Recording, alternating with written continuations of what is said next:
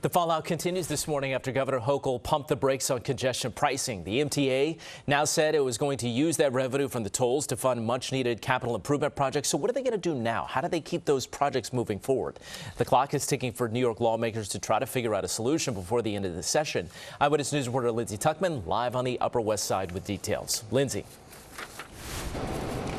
Mike, the gantries are still up. You can see them here behind me on 60th Street. The MTA wants to use them eventually, but in the meantime, they're going to have to find another way to get those funds that are much needed for many improvements to the subway system. And lawmakers in Albany are looking to find a solution to do that. The congestion pricing plan initially, the goal was to raise, and the expectation was to raise about $1 billion annually, and approximately to support $15 billion in capital investment. And now with the plan paused by the governor indefinitely, state lawmakers are looking into those new ways to raise funds. One bill being considered is essentially a $1 billion IOU to the MTA that can in turn be bonded out to raise that further capital needed. Where that money comes from exactly has yet to be determined.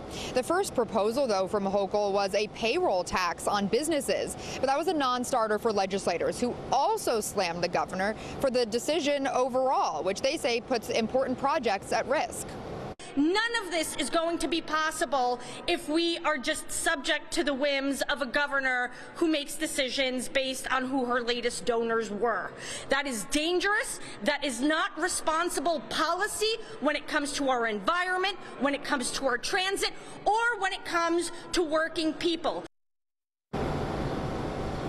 So what are the projects that are at risk if no funding comes through? For instance, the 2nd Avenue subway, which was announced just in this past year, that expansion into North Harlem, that could be postponed, as well as signal modernization, which is especially important for subways running smoothly, as well as new rail cars and buses and more problems that need to be addressed. So what we can expect today, the state legislature is supposed to adjourn by the end of the day. So likely that bill could be introduced and even voted on so that they do not have to extend the session any further. For now, we're live on the Upper West Side. Lindsay Tuchman, Channel 7 Eyewitness News.